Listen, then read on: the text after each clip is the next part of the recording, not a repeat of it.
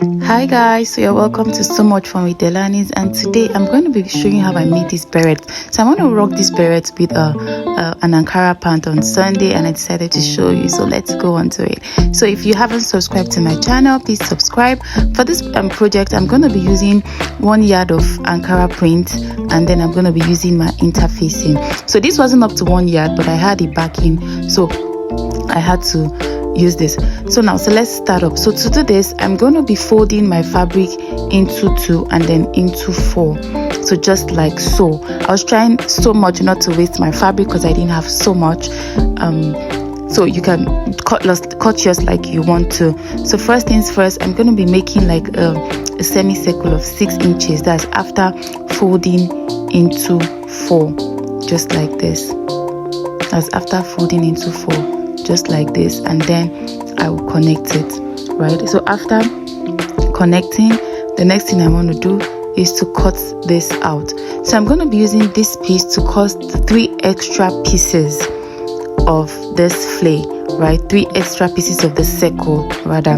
So now I'm going to cut just like so, because I'm trying to save enough fabric for the project. So let's cut through.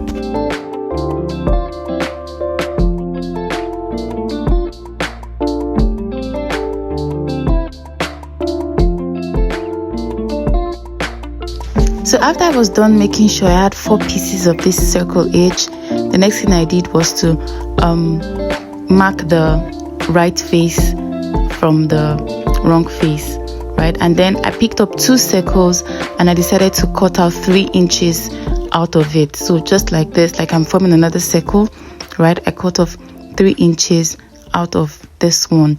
So now this is going to be like the brim of the hat, and then this is the cap itself. So the next thing I was going to do was to pin this up together, and then the second one, I'm going to be cutting my fusible interfacing. So this interfacing is quite foamy. They call it padded in Nigeria, right? So I use the soft one and I cut just like so for this piece. So one for the hat and the other one for the brim.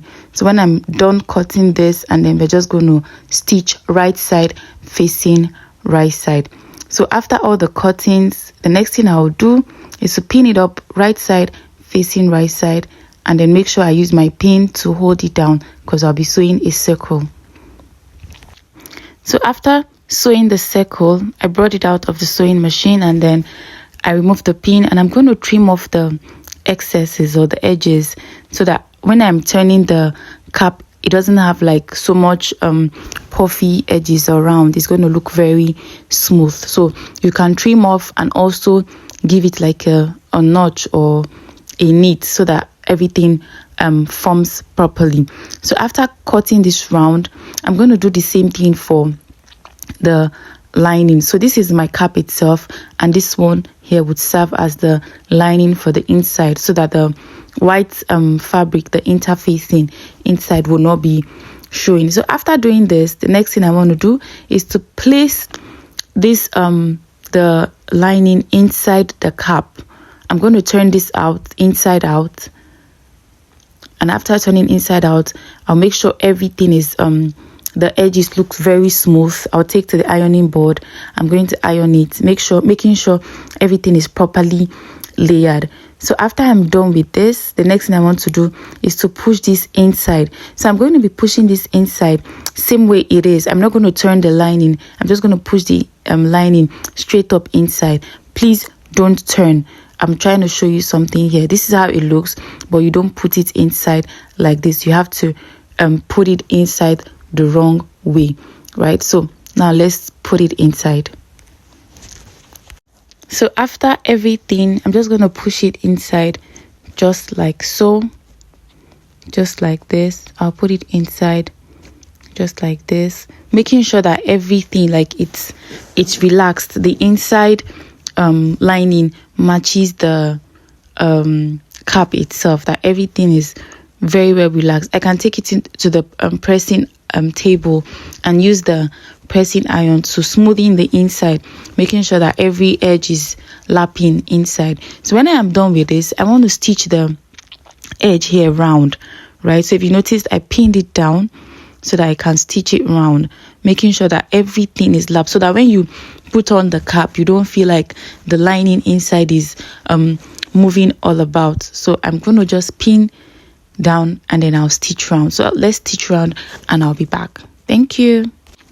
So after stitching round, making sure everything is all right, the next thing I'm going to do is to just trim off the excesses, like the white padded or interfacing. I'm just going to trim off the excesses so that when I'm closing up that area, it's looking very neat and clean. Then the next thing I want to do is to measure round that circle there, so I can know or estimate how much fabric I'll be needing for the closure. So let's measure round to see how much fabric I'll be needing for the closure of the hat.